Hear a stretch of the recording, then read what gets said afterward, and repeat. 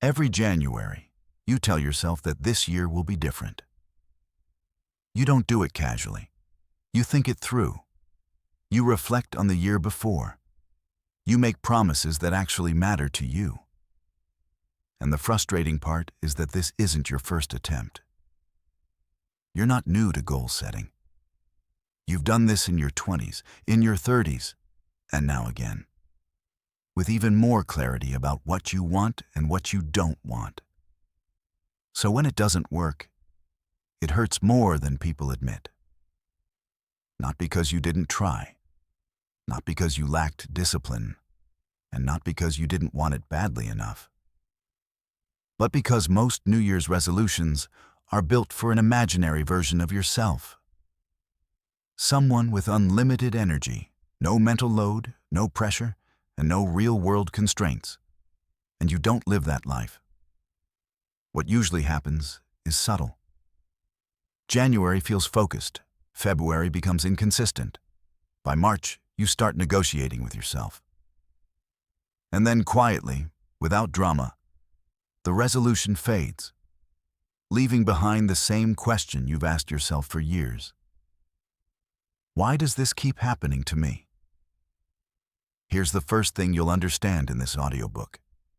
Your resolutions didn't fail because you're incapable.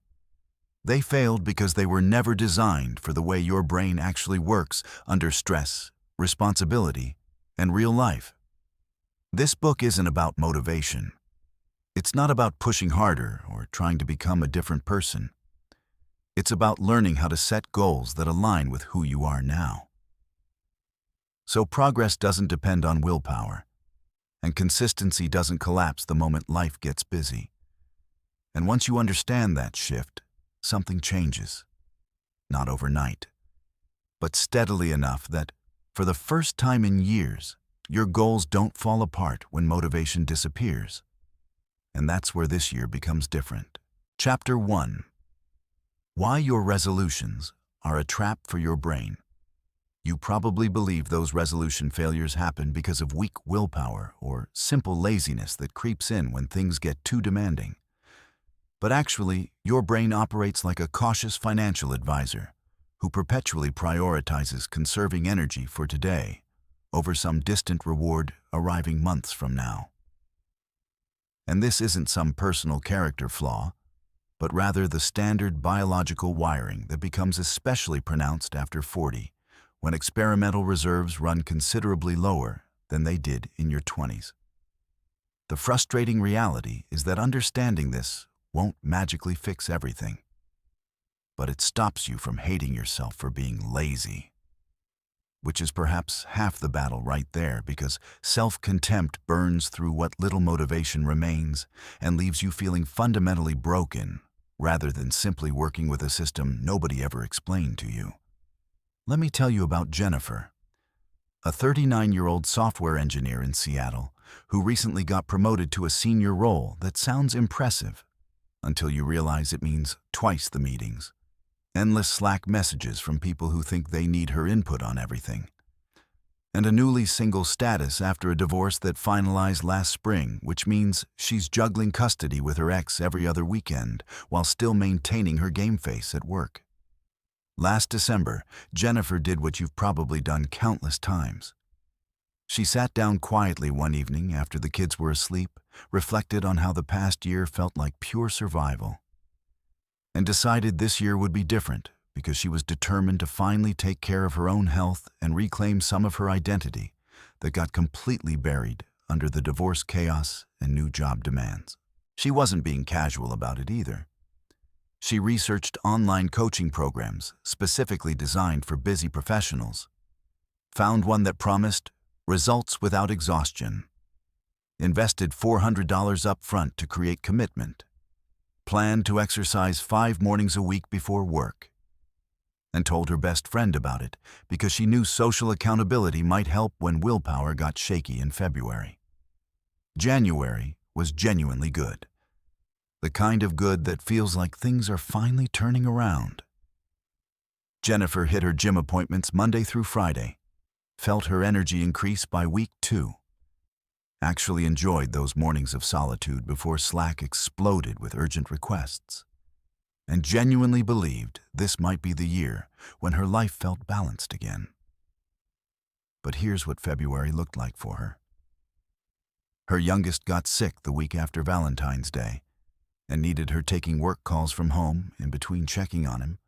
Her company launched a major product update that required all-hands crisis mode for 2 weeks. And suddenly, her 5:30 a.m. alarm felt like torture rather than opportunity when she'd only fallen asleep around midnight because of stress-induced insomnia and work anxiety that her therapist warned would get worse under pressure. By week 2 of February, her brain, that allegedly lazy, undisciplined part she kept blaming, was actually making what felt like perfectly logical decisions in those foggy early mornings. She'd hit snooze, sleep 20 extra minutes, tell herself the gym would happen Wednesday evening instead.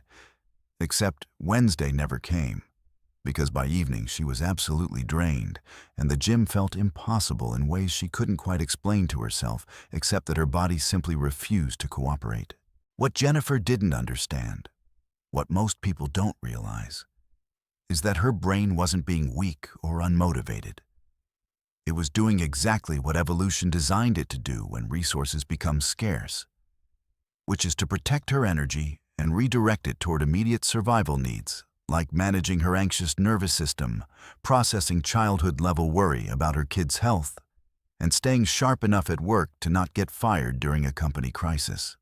The science here is actually important to grasp because it explains why you're not broken or lazy. Your brain possesses 2 competing systems that are constantly negotiating for your attention and energy. And one of them, the ancient reptilian survival brain, moves much faster and more powerfully than your prefrontal cortex, which handles planning, discipline, and long-term goals that seemed important when you set them. When you're operating under stress, limited sleep, accumulated responsibility from work and parenting, or both, that survival brain becomes dominant because it's literally faster by about 12 milliseconds. Which sounds insignificant until you realize that's the difference between a measured response and an urgent, just skip today and sleep instead, impulse that feels completely reasonable in the moment when your body is screaming for rest. Additionally, every time you exercise willpower, whether that's resisting an extra cup of coffee, staying focused during a boring meeting, managing frustration with your teenager or coworker, or choosing vegetables instead of comfort food, you're depleting the same resource bucket that fills up from your limited daily energy stores. Which is why, by evening, you've got nothing left for your gym commitment that sounded perfect when you set it during a calm Sunday afternoon with full reserves. This depletion is cumulative and compounding, meaning that by the time you reach midweek, you're running on fumes and your brain has already made the executive decision that surviving this week matters more than your fitness goals. After 40, this trap becomes even more powerful because your baseline energy is genuinely lower than it was in your 30s. Not because you're aging badly, but because your body has been managing stress, navigating hormonal changes, raising kids if you have them, and the accumulated lack of sleep from years of alarm clocks and responsibilities compounds into something researchers call sleep debt, which you cannot simply pay off in one weekend, but rather must address systematically over months. Your brain chemistry has also shifted. Dopamine production typically begins declining in your 30s, making rewards feel less motivating, and your stress response system becomes more sensitive while simultaneously requiring more time to recover from activation, meaning that the same stressor that once bothered you for an hour now lingers for days, affecting your mood and energy. When you add all this together, the goal structure most people use: I will go to the gym 5 times a week. I will write 1,000 words daily.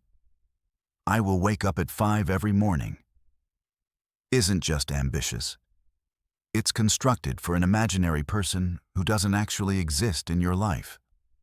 Someone with unlimited morning energy, zero unexpected obligations, perfect sleep quality, stable hormones, and no responsibilities beyond themselves, which describes almost nobody you know. What eventually shifted for Jennifer came in late February, when she finally admitted to her therapist that she felt like a complete failure at everything. And the therapist asked a simple question that changed the entire framework.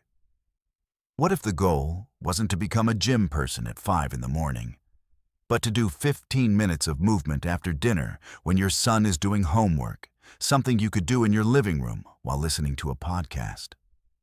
Something fundamental shifted when Jennifer accepted that 5 morning gym sessions wasn't the real target. Feeling physically strong and having time to reclaim her body and energy was. And that could happen with a walk around her neighborhood 3 times weekly, something she could do even on the worst days, even when absolutely exhausted, even when her son was sick because her neighbor had keys to watch him through the window for those few minutes. This is the crucial insight that moves everything forward. Your goal doesn't need to be grand or impressive or match what fitness influencers post on Instagram. It needs to be so small and simple and specific to your actual life that your tired, stressed, divorced, newly promoted 39-year-old self can actually complete it even when circumstances are messy. Right now, without waiting for tomorrow or when you feel ready.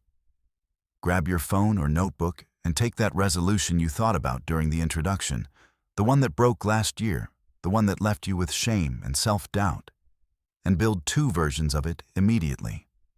You need your real big goal clearly stated. I want to be fit and energized. I want to build my side business. I want to write that book. And then separately, you need the absolute minimum daily action that proves you're serious about it. Something so small, you can do it even when everything feels impossible. If your big goal is fitness, your micro step is 10 to 15 minutes of walking after dinner every single day, something you can do with work stress hanging over you and a kid demanding attention and zero motivation in your tank. The walking isn't the final destination. It's the daily proof to your brain that I'm moving toward this goal even on bad days.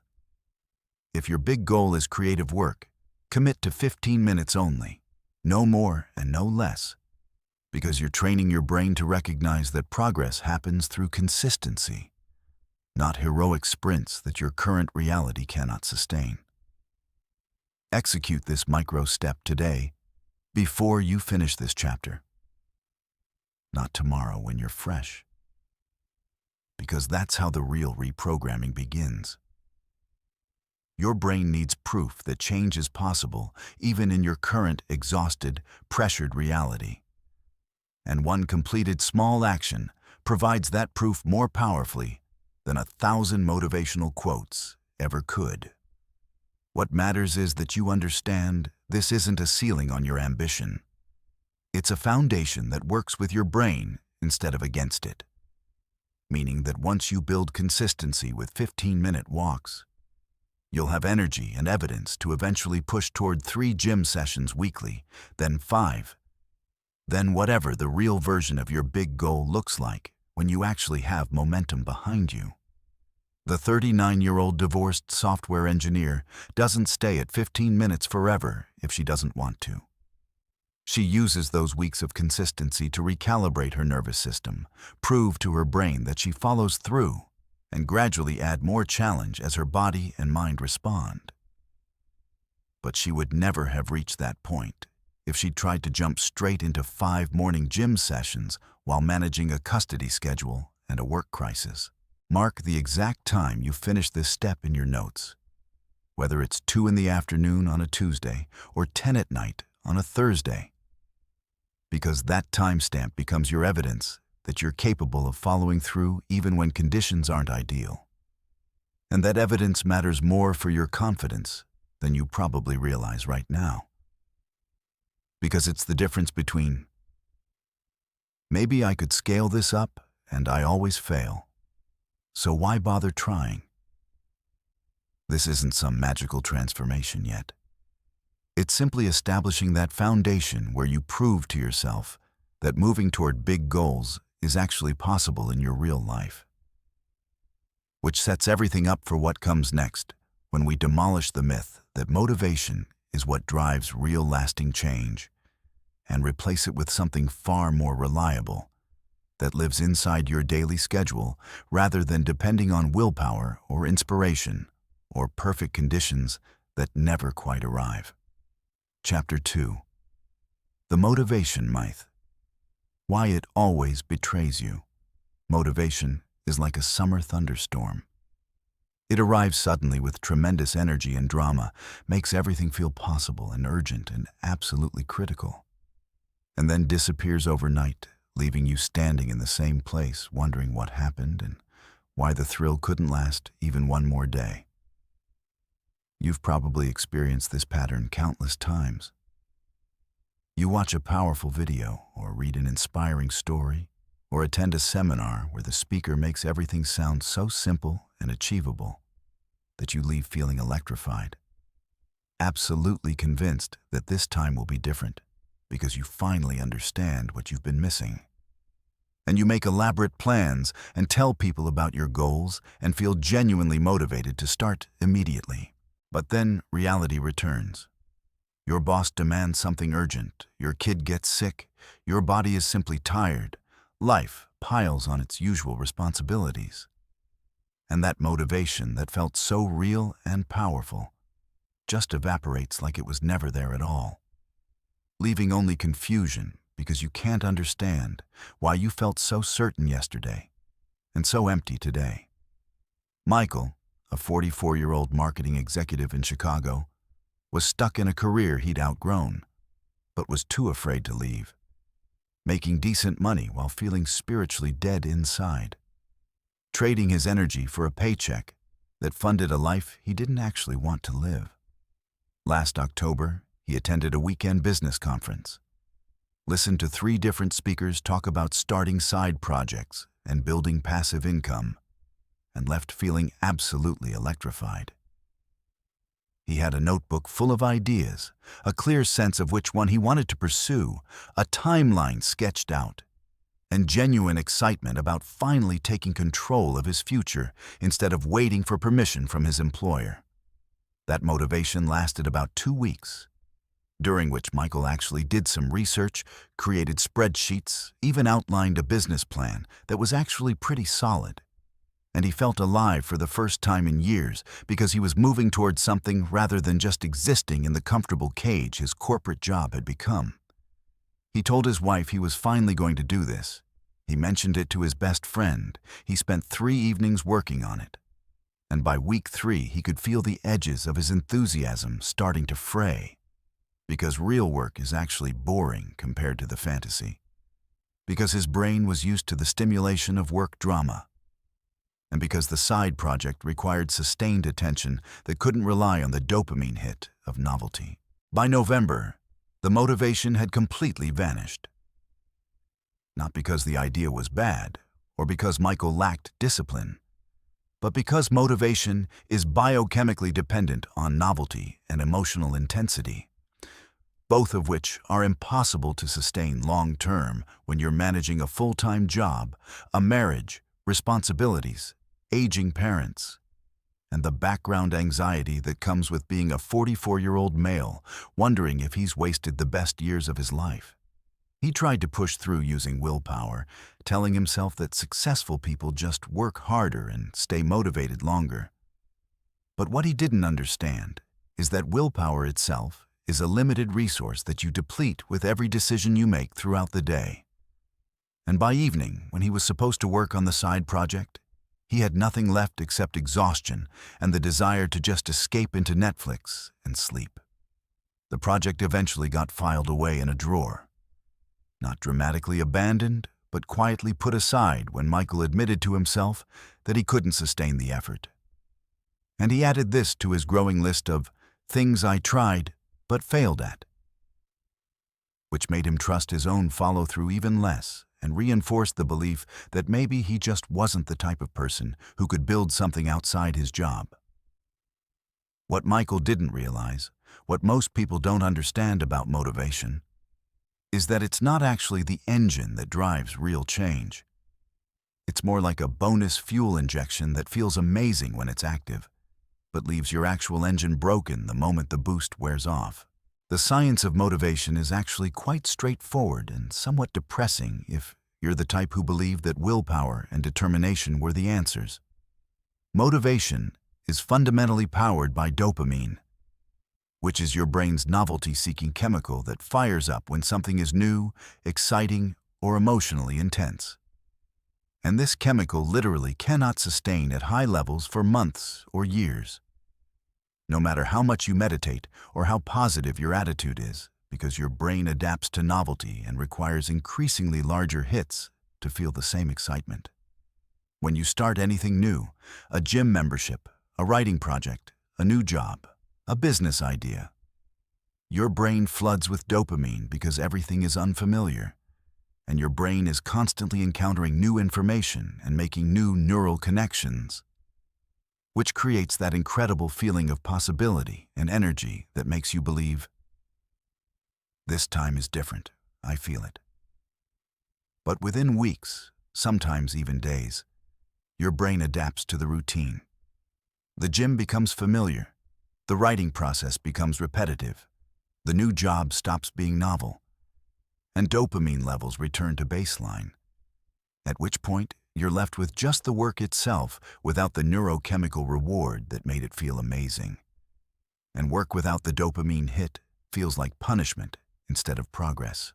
Additionally, motivation typically comes paired with emotional intensity, which is why people get so fired up at seminars or after reading an inspiring book. Because strong emotion, whether that's excitement or fear or anger, triggers more dopamine and creates the feeling of readiness and certainty that I'm going to do this and it's going to work. But emotional intensity is also exhausting for your nervous system, and your body cannot maintain that level of activation for extended periods without burning out. Which is why you feel energized for 2 weeks and then completely depleted by week 3, even though nothing objectively has changed except your body's ability to tolerate that level of stimulation. This is especially pronounced after 40 because your nervous system has less elasticity. Your recovery from emotional activation is slower, and you're already operating at a baseline higher stress level from accumulated responsibilities. So adding another layer of emotional intensity on top of an already maxed system is actually not sustainable, even if you wanted it to be.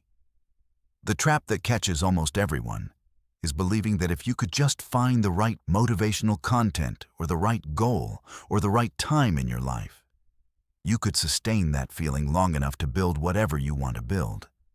But this is like trying to fuel a car exclusively with booster rockets. It works for the first stretch, but is not actually how transportation is designed to function.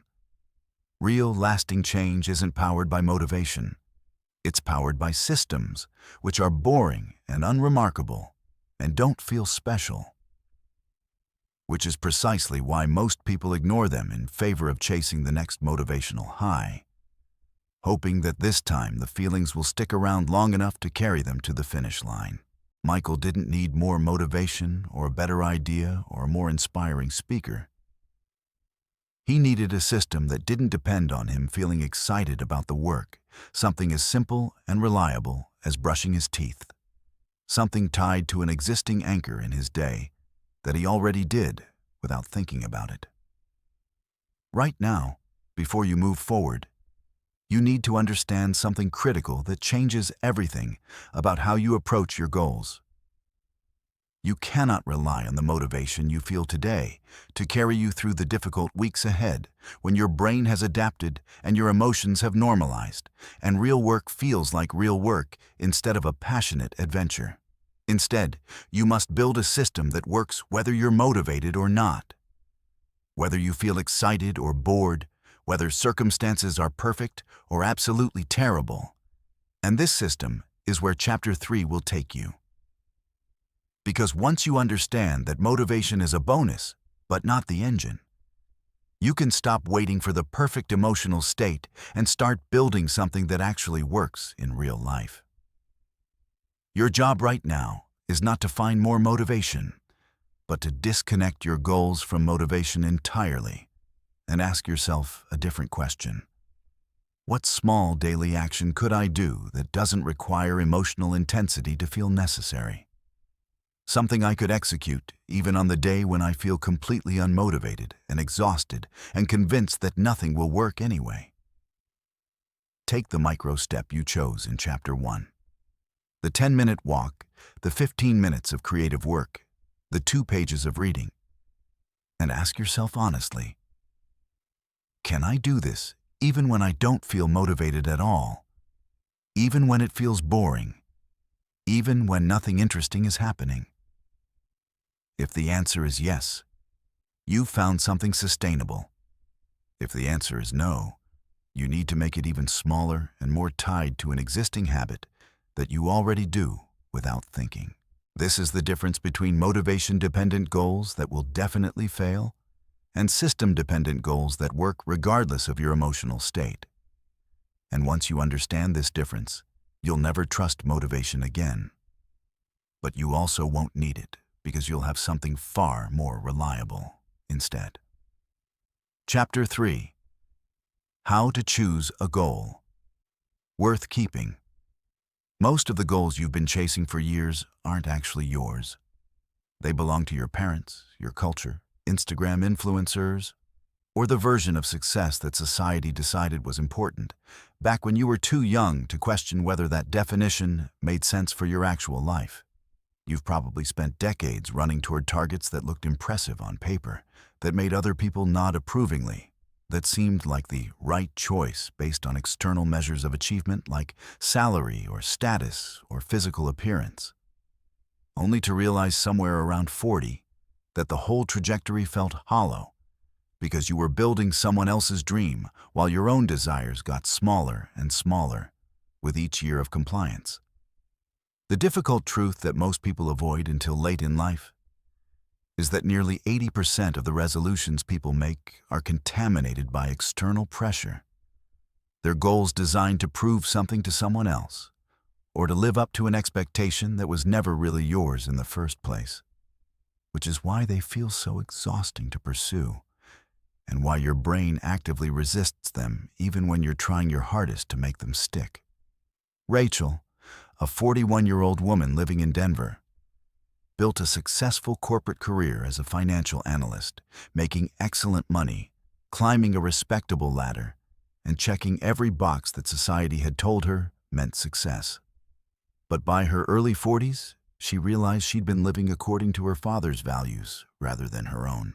Rachel's father was all about achievement, status, climbing higher, making more money. And she'd internalized this framework so completely that she didn't even question it until she hit a point where the next promotion didn't excite her anymore, but instead felt like another cage getting smaller. Last year, she made a New Year's resolution to finally get in shape, which meant joining an expensive gym, buying designer workout clothes, committing to 5 sessions weekly, hiring a personal trainer, all the standard trappings of someone serious about fitness. And she did this because she'd internalized a voice that said, a successful woman at 41 should look a certain way and maintain a certain level of visible discipline and control. She told everyone about her goal because external accountability is what motivated her in the corporate world. And for 2 months, she did go to the gym 5 times weekly, because her competitive nature and need for achievement could sustain it temporarily. But what she didn't realize is that this goal wasn't actually connected to what she wanted, what Rachel wanted.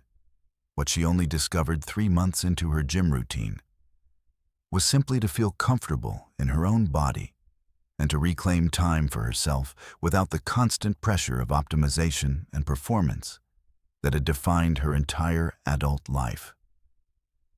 And this is a completely different goal than get in shape like society expects. She wanted to walk in nature for no reason other than enjoying the walk. She wanted to stretch without tracking metrics. She wanted movement that felt good rather than movement that produced visible results.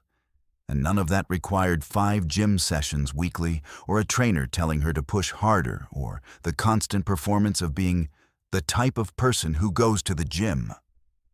The moment Rachel gave herself permission to reframe her goal from achieve fitness status to feel at home in my body, everything changed because suddenly the goal was actually hers instead of something she was performing for an audience that didn't even care and didn't actually exist except in her mind. This distinction matters profoundly because after 40, you have limited energy to spend on goals. And spending that limited energy on goals that aren't actually yours is the quickest way to burn out, and then blame yourself for lacking commitment, when the real problem is that you were never actually committed to that goal. You were only committed to the idea of being the type of person who achieved it. The price of pursuing someone else's goal is not just wasted time and effort. It's a deeper cost that affects your confidence and your willingness to try again.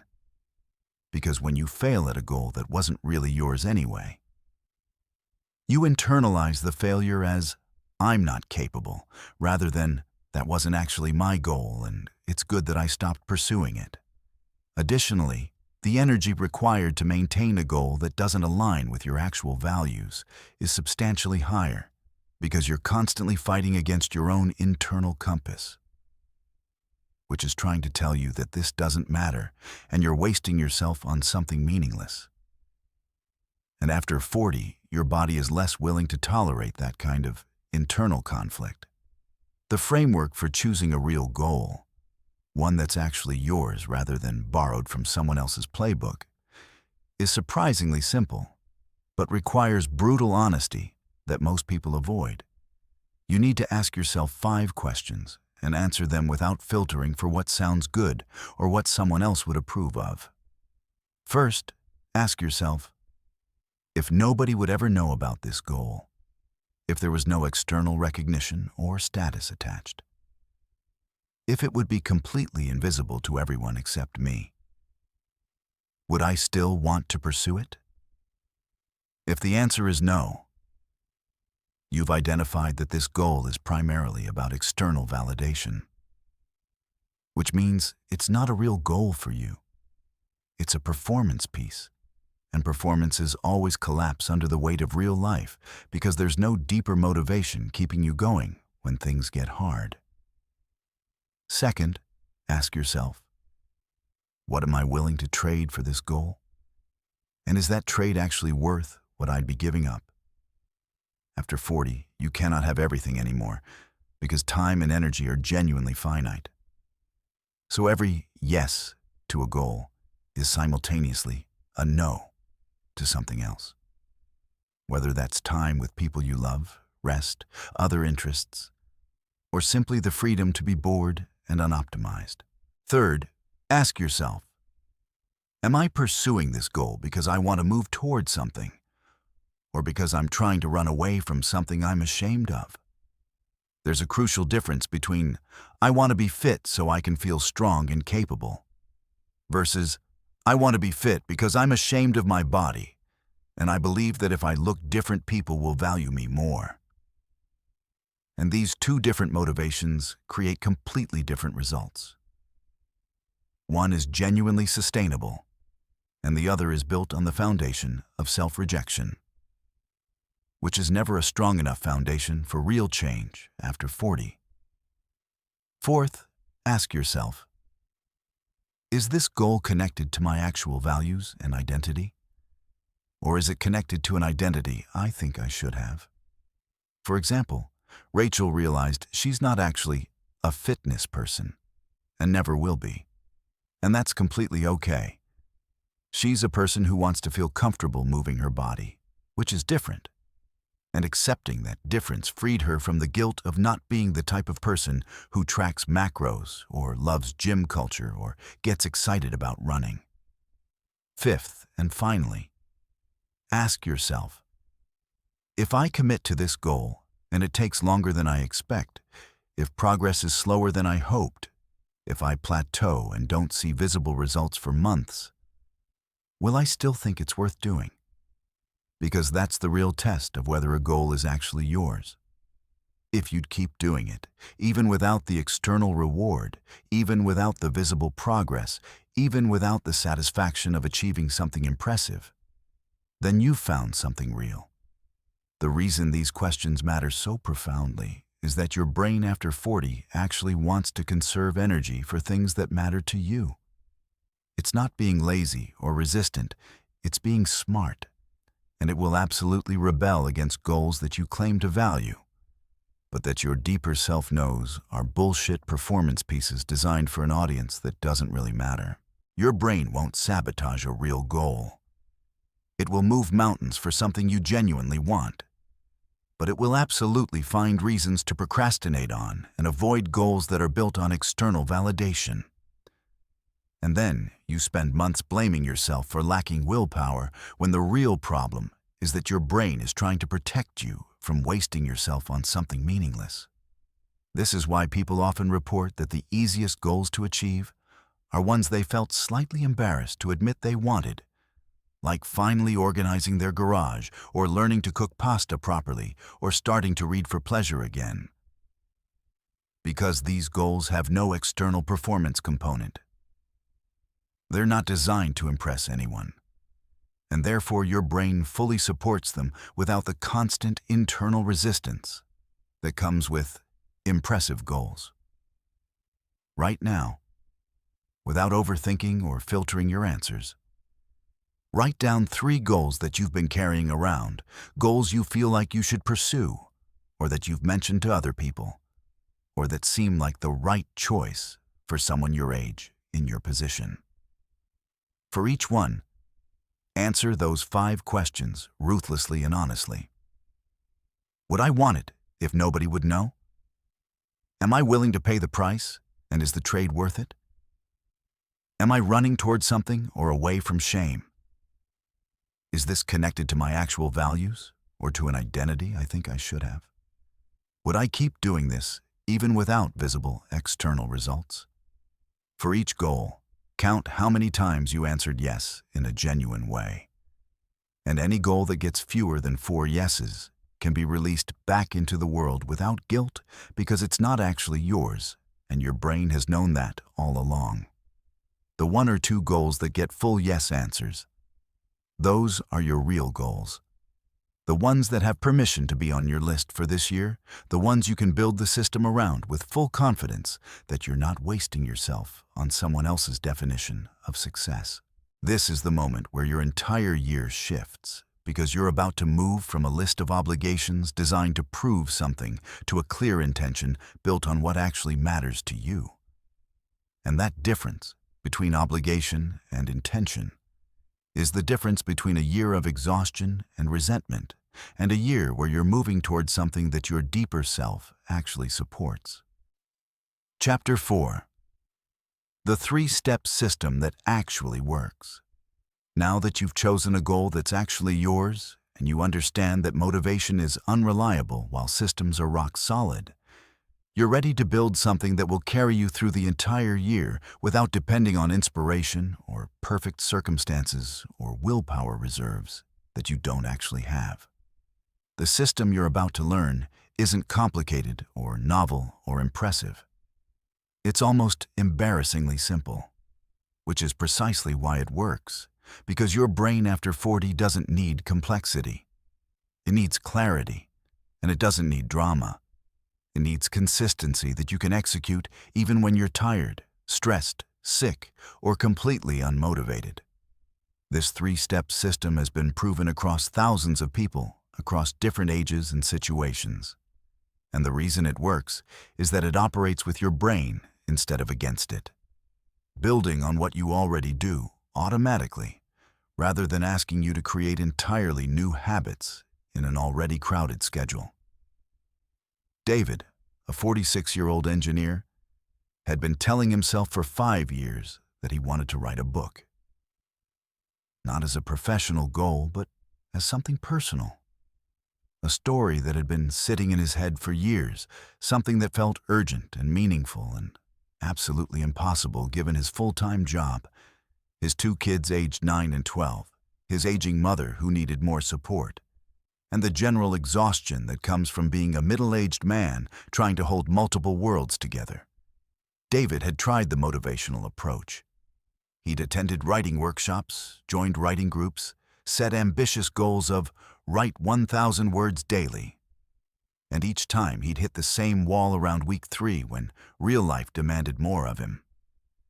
And the writing project got pushed to the side with a promise that he'd return to it when things calmed down, which of course they never did.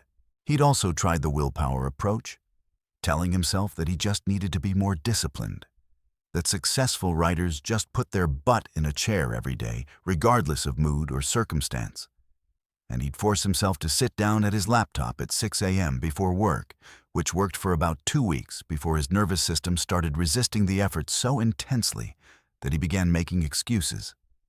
The coffee wasn't ready, he hadn't eaten, he wasn't in the right headspace. And eventually, he just stopped going. What changed for David was understanding that his problem wasn't motivation or discipline, but rather a system that didn't actually fit into his real life. And the moment he reframed his goal from write 1,000 words daily to write something, anything, even if it's just one paragraph, for 15 minutes after dinner while my kids are doing homework, everything shifted. 15 minutes became reliable because it was small enough that exhaustion didn't prevent him from starting. It was attached to an existing anchor in his day, after dinner. And it felt achievable even on nights when his energy was nearly depleted by work stress or parenting challenges. More importantly, 15 minutes meant he could write something almost every single day without it feeling like a burden. And over the course of 6 months of consistent 15-minute sessions, David had written substantially more than he ever had during his 1,000 words daily phase. Because actual consistent action produces far more total output than sporadic motivation-driven marathons. The system that made this possible broke down into 3 distinct and non-negotiable steps that you can apply to any goal you're pursuing. Step 1. Anchor your goal to an existing habit. The first step is to stop trying to create a brand new habit in your already crowded life, and instead attach your goal to something you already do automatically, without requiring willpower or decision-making capacity. This is called habit stacking, and it's the single most powerful leverage point in the entire system. You're going to identify one thing you do every single day without fail. Something so routine that you don't even think about it anymore. Like drinking your morning coffee, eating lunch, brushing your teeth, finishing work for the day, eating dinner, getting ready for bed. And you're going to attach your micro goal directly to that anchor point so that your new action becomes part of an existing neural pathway rather than a completely separate effort. David's anchor was finishing dinner. Someone pursuing a fitness goal might anchor to right after I get home from work. Someone working on reading might anchor to with my morning coffee. Someone building a creative practice might anchor to right after I finish work email for the day. The science here is that your brain loves efficiency, and it will support you attaching a small new behavior to an established habit far more readily than it will support building entirely new behavioral sequences from scratch. The key to this step is being extremely specific about the anchor. Not just sometime during the day, but the moment I finish eating dinner, before I clear the plates, or the 5 minutes after I close my laptop at work, or the moment I sit down with my morning coffee before I open my phone. Because specificity creates automaticity, and automaticity eliminates decision fatigue once you attach your action to an anchor point. Your brain starts to predict that this action follows that trigger. And within about 2 to 3 weeks, the action becomes so associated with the anchor that you'll find yourself reaching for it almost automatically. The same way you don't have to think about brushing your teeth after you've done it for a few years. The routine becomes wired into your neurology and stops requiring conscious willpower. David didn't have to decide whether to write each evening. At 6:15 p.m., the moment he finished dinner, his brain was already primed to move toward his writing space because the anchor had been established. Step 2. Commit to a micro goal that feels trivial. The second step is where most people's systems fail because they don't believe that something this small could actually work. You're going to commit to a version of your goal so small that your tired, stressed, depleted 46-year-old self can complete it even on the absolute worst day of your life. This is not your final destination. This is your daily proof to your brain that you're serious, that you follow through even when things are difficult, that you don't need perfect circumstances to make progress. If your goal is writing a book, your micro goal is 1 paragraph or 15 minutes, whichever comes first. Not 1,000 words, not even 1 full page. Just 1 paragraph that might be terrible, that might go nowhere, that might be the worst thing you've written all year. And that's perfectly fine. Because the point isn't quality right now, the point is consistency. If your goal is fitness, your micro goal is a 15-minute walk or 10 minutes of stretching or whatever movement you can do that doesn't require special clothing or equipment or travel. Something you can do in your living room or around your neighborhood in whatever you're already wearing. The reason this step is so critical is that your brain needs evidence that real change is possible, and that evidence comes from small, repeated completion rather than occasional large efforts. Because occasional large efforts feel exceptional and can't be sustained as your baseline, while daily small efforts feel manageable and actually build momentum over time. David's 15 minutes of writing daily for 6 months produced thousands of words and a substantial manuscript because he showed up consistently. Someone trying to write 2,000 words once a week would produce far fewer total words because they'd encounter more friction, more resistance, more opportunity for life to interrupt the larger block of time. The micro goal is not forever. As you build consistency and your nervous system adapts, and you establish proof that you can follow through, you can gradually increase your time commitment if you want to.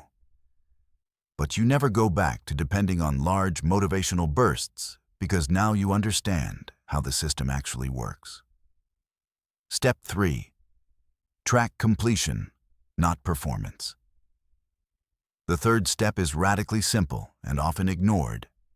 Yet, it's the difference between a system that works for 3 months and a system that carries you through an entire year. You track whether you showed up, not whether you performed perfectly.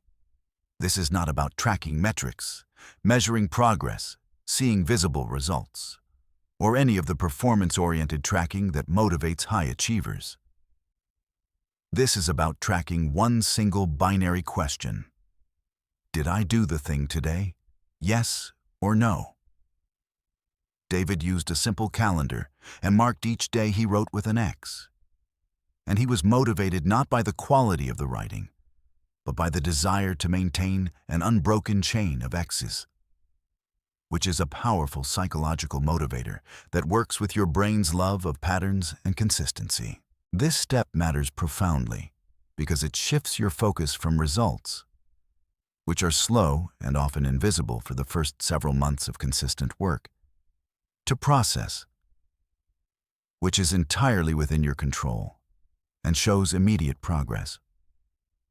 When you're tracking results, 3 months of consistent work often shows little visible change, which is demoralizing and makes your brain question whether the effort is actually worthwhile.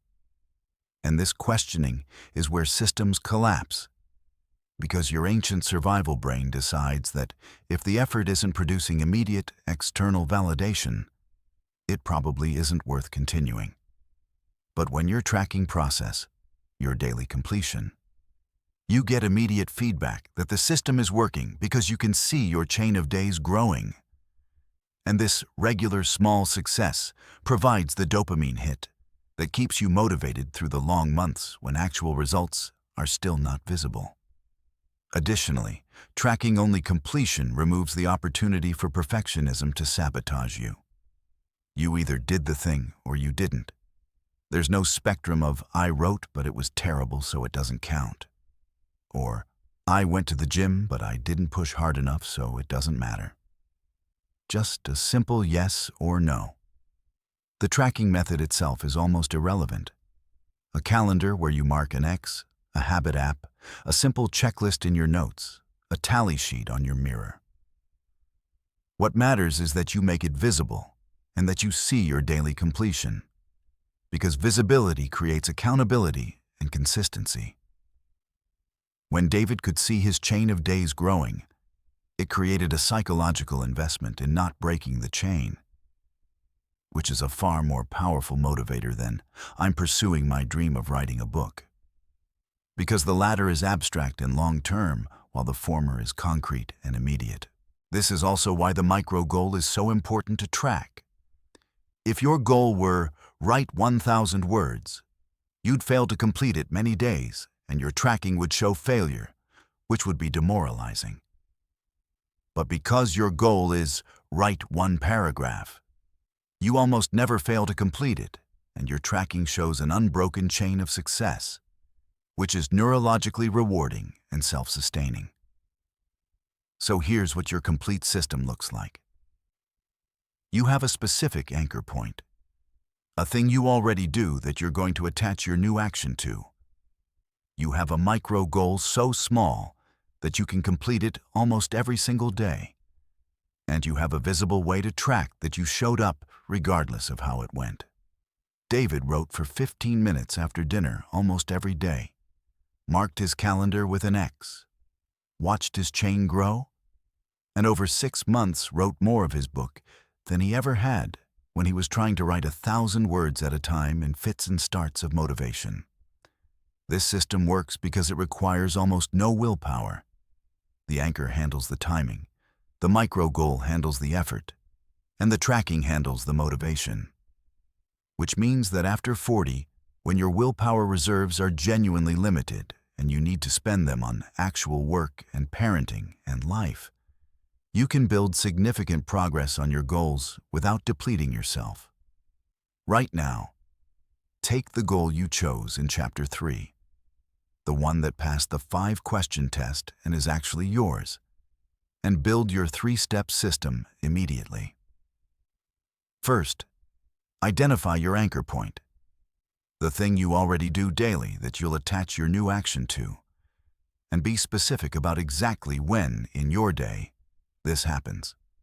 Second, define your micro goal, the absolute minimum version of your goal that you could complete even exhausted and stressed, and write it down so it's unambiguous. Third, choose your tracking method. What will you use to mark that you showed up today? And set it up right now so it's ready to use.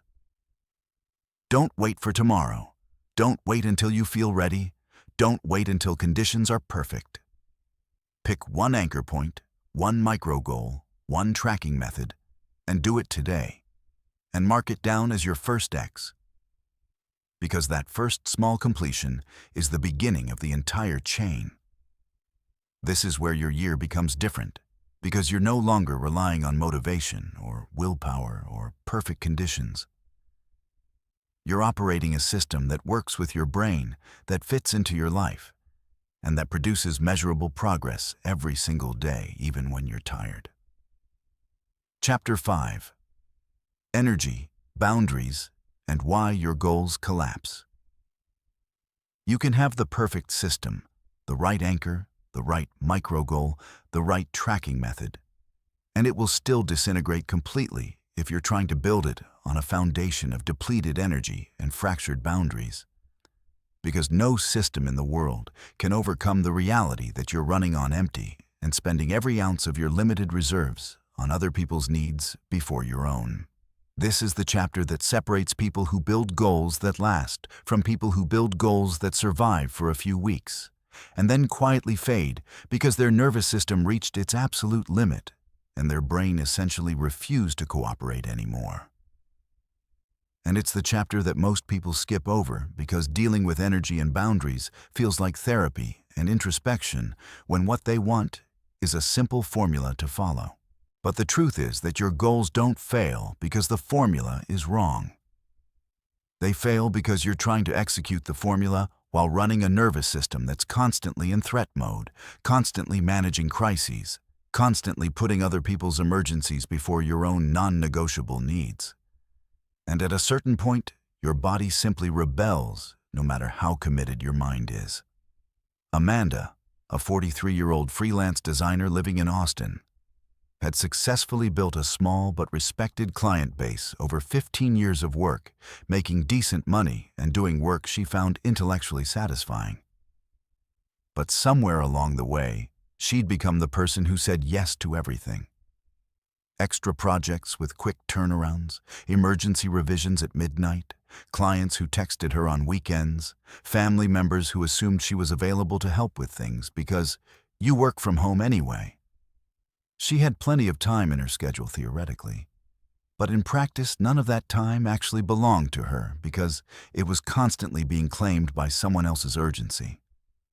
And when she tried to implement the 3-step system from Chapter 4, anchoring a creative project to a specific time, committing to a micro goal of 1 design sketch daily, tracking her completion, it worked for about 10 days before completely falling apart.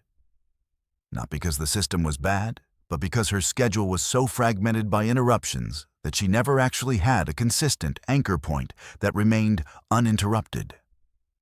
Someone would call with a client issue. Her mother would text asking her to pick something up. A family member would pop by her home office unannounced. And by the time she'd dealt with all these intrusions, the time she'd planned for her project was gone, and her energy was depleted from managing other people's needs.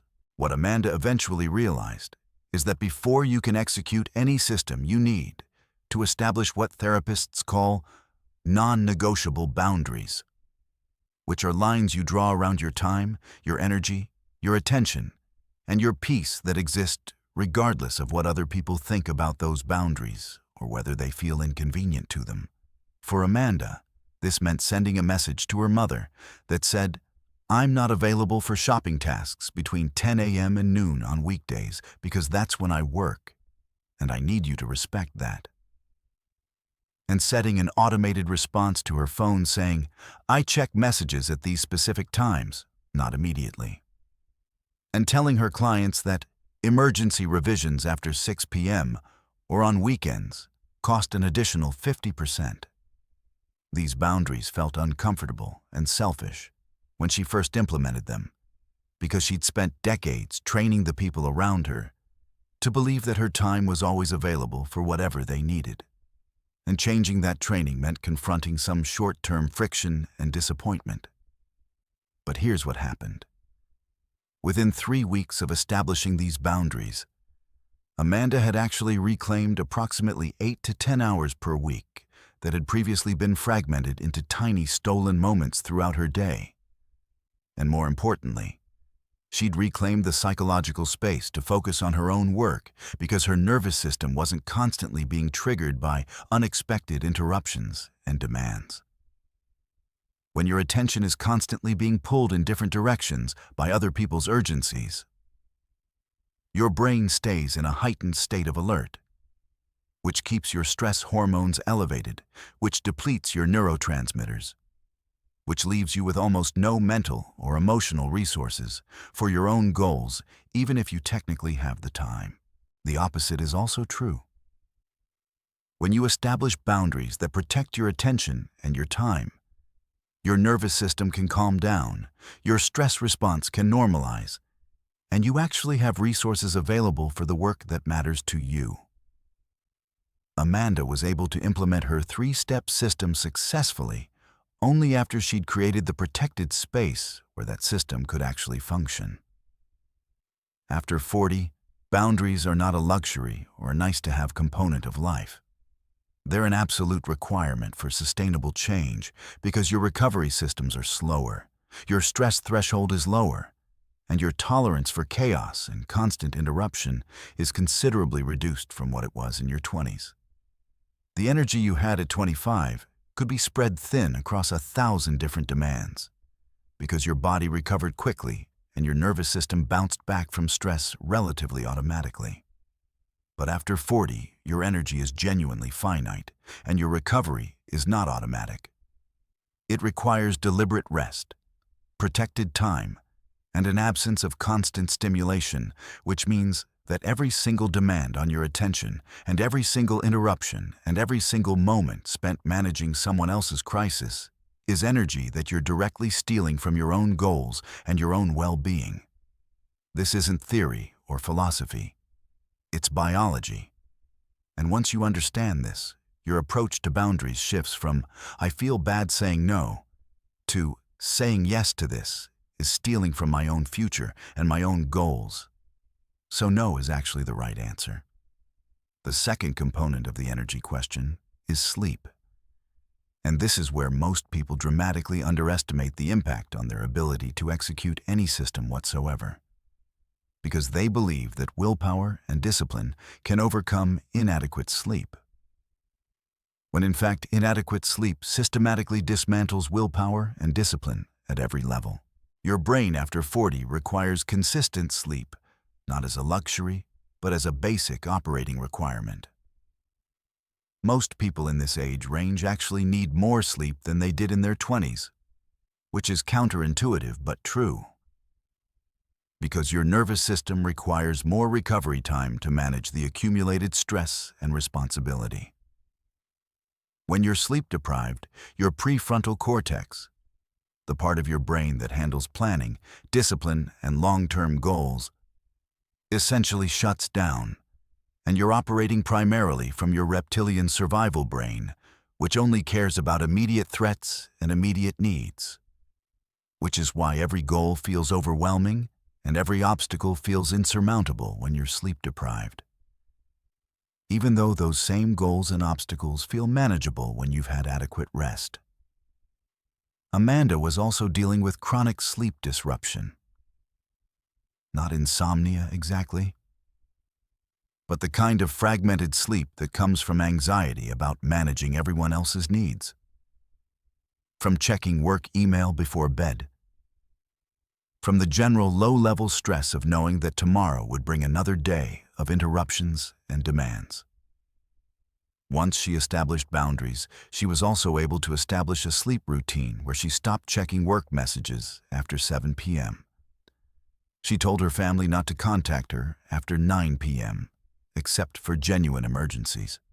And she committed to actually going to bed at a consistent time instead of staying up late trying to catch up on her own work because she'd spent all day managing everyone else.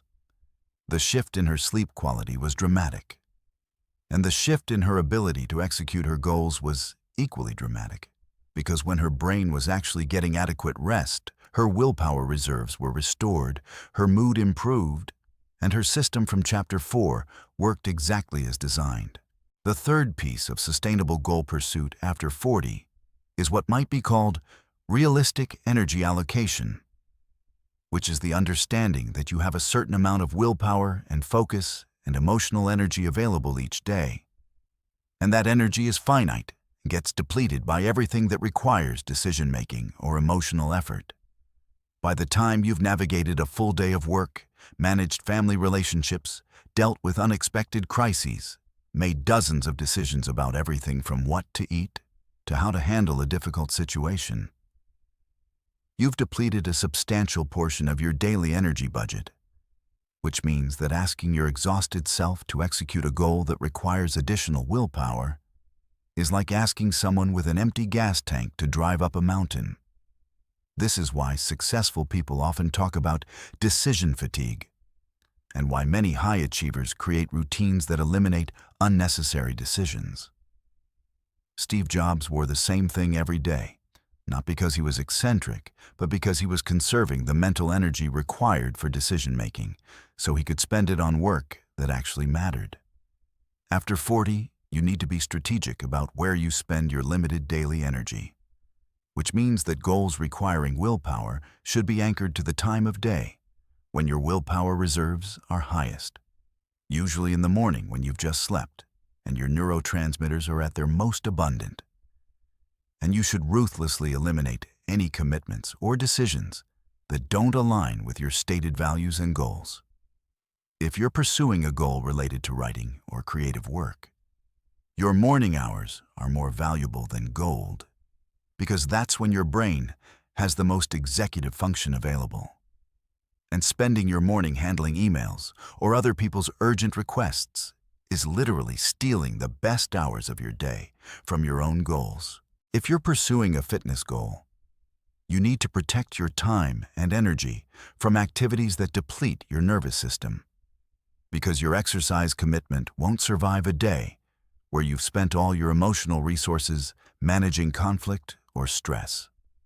This is especially true for women navigating perimenopause or hormonal shifts, which create fluctuations in energy and mood that are not psychological but neurochemical, meaning that some days you genuinely have less available energy regardless of how well you slept or how committed you are. And trying to force yourself to execute your system on low energy days is fighting against your actual physiology. During these phases, you need to be even more protective of your boundaries and even more strategic about energy allocation, because your body is literally working harder just to maintain baseline functioning, and pushing through that reality through willpower is a recipe for burnout rather than sustainable progress. This is also true for anyone navigating significant stress in other life domains. If you're managing aging parents, or a difficult relationship, or financial stress, or health challenges, your nervous system is already operating at high capacity, and you need to be much more protective of your energy and more conservative with your goals. The final element is what might be called strategic incompleteness, which is the understanding that after 40, you cannot do everything, and you cannot be everything to everyone, and that letting some things go incomplete or delegated or simply ignored is not failure. It's wisdom. You have a finite amount of energy, and every hour you spend on something is an hour you're not spending on something else. And this isn't a tragedy to avoid. It's a simple reality that you must consciously choose between rather than pretending you can have it all. Amanda couldn't take on every client request, attend every family obligation, and pursue her personal creative goals simultaneously. At some point, something had to give, and she had to make the active choice that her personal goals were more important than exhausting herself trying to please everyone. This meant declining some projects, saying no to some family functions, letting some things remain undone, and accepting that this would create some disappointment in other people. But the alternative was sacrificing her own life to manage other people's expectations. Right now, before you move into the final chapter, you need to conduct an honest energy audit. Look at your typical day and identify 3 things that are consuming energy without creating value for your goals or your well-being.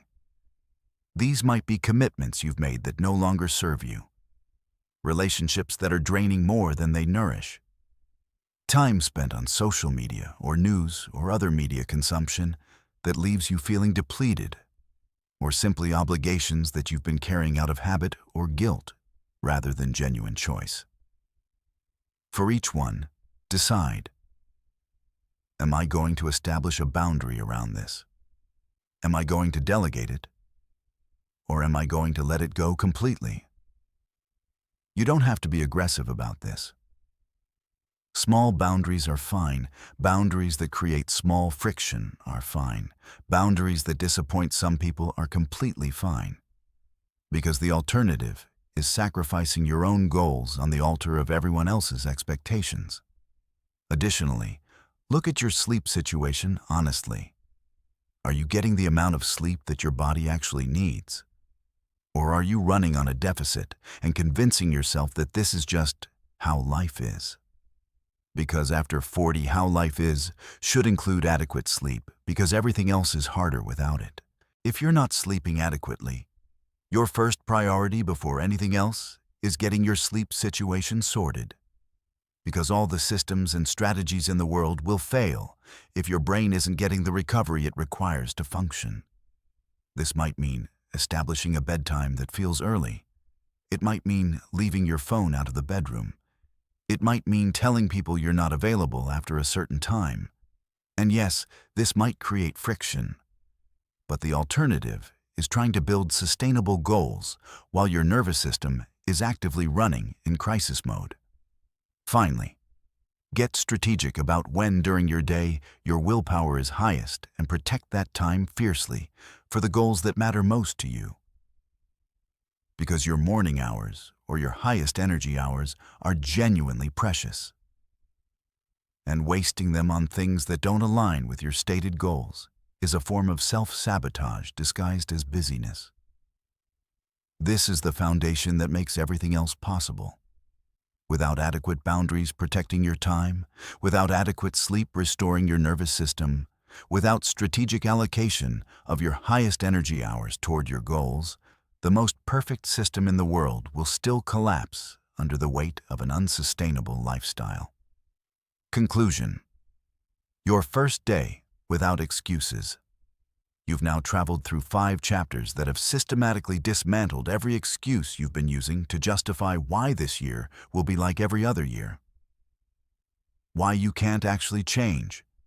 Why your goals always collapse. Why you're fundamentally incapable of sustained action despite being a reasonably intelligent and capable person in every other domain of your life. You've learned that your resolutions fail not because you're lazy or lacking willpower, but because they're built for an imaginary version of yourself that doesn't exist in your actual life. And you've learned that motivation is unreliable, that systems work better, and that no system survives without adequate boundaries and energy management to support it. You've learned the exact 3-step system that has worked for thousands of people across different situations.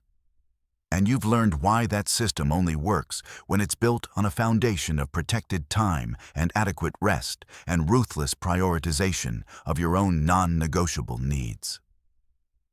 All of this knowledge means absolutely nothing if you don't do one thing starting today.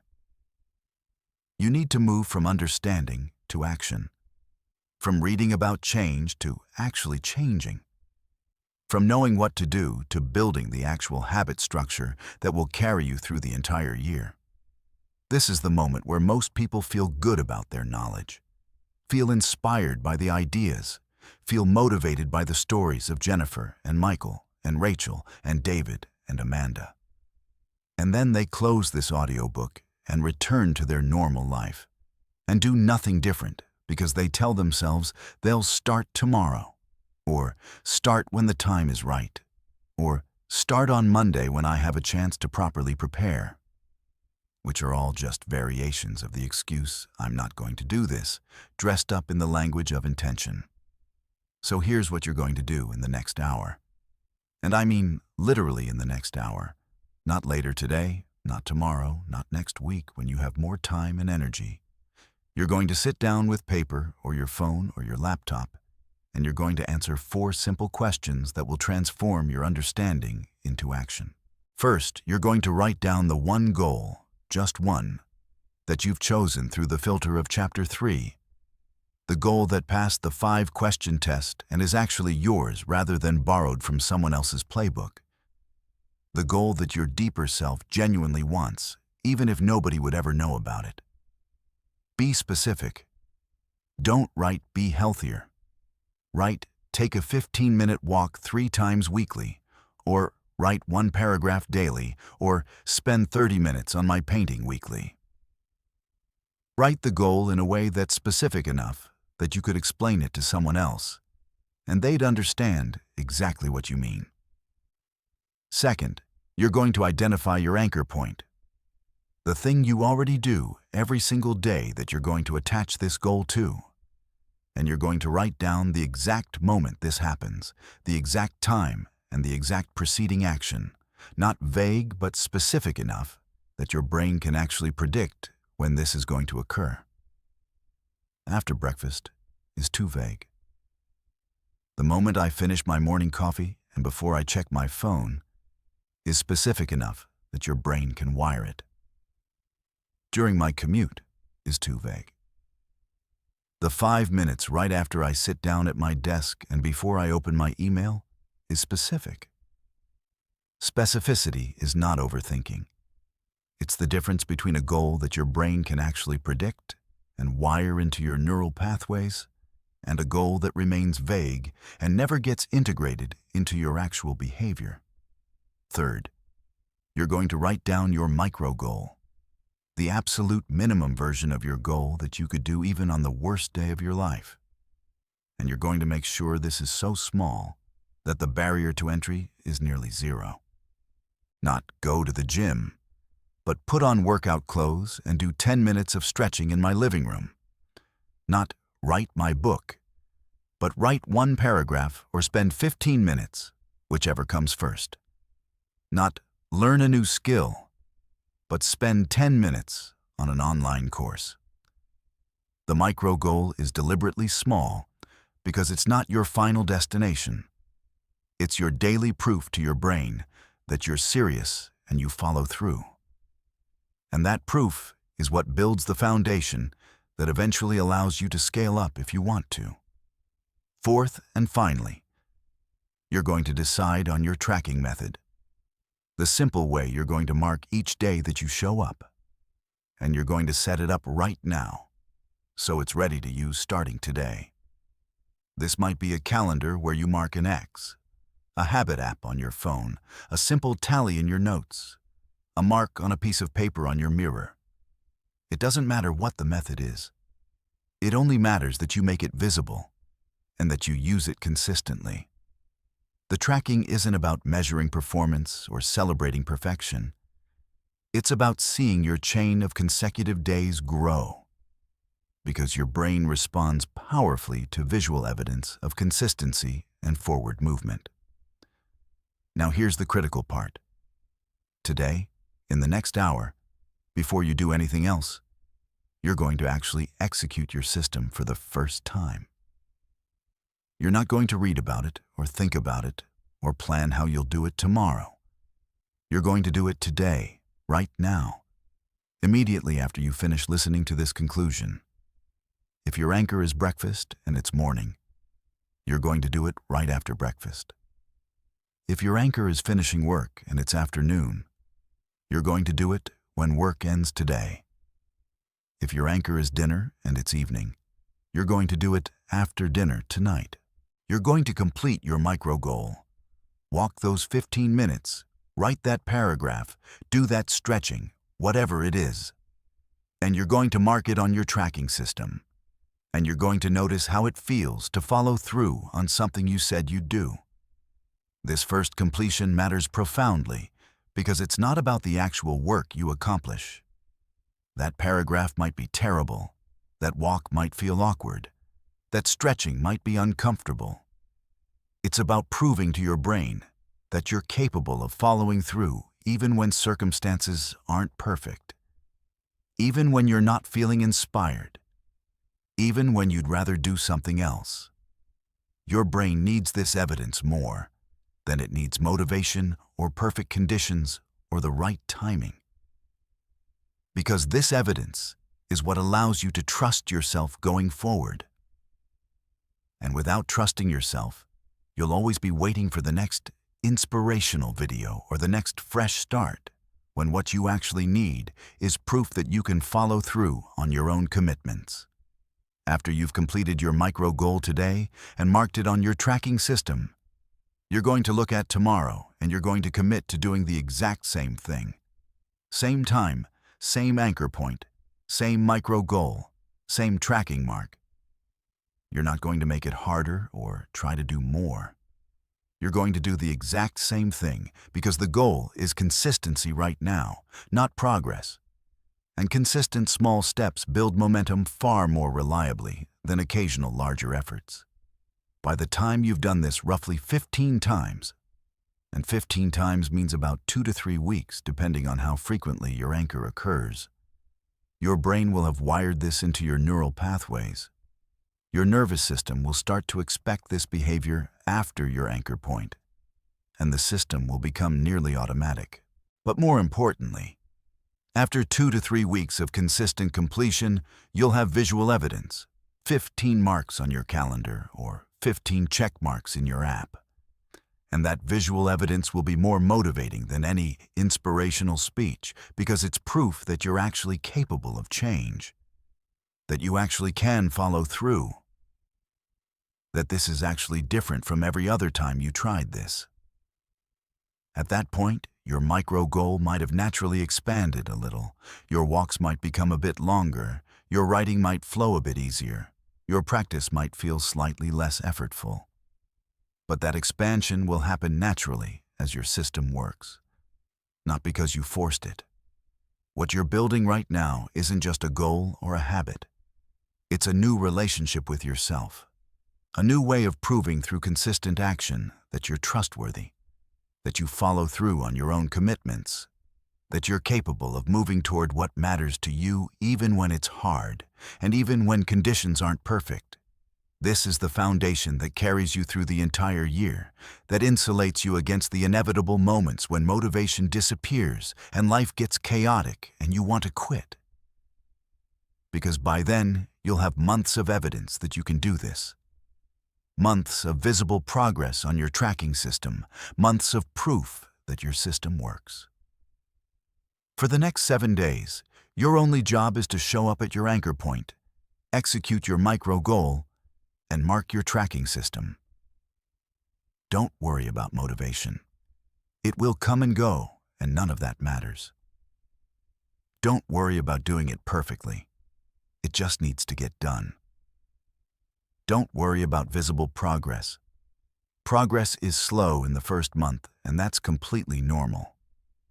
Just show up, do the thing, mark it down, and trust that the system is working even when you can't see evidence of it yet. If you miss a day, and statistically you probably will at some point, you simply mark that you didn't complete it, and then you show up the next day and complete your micro goal and mark that down.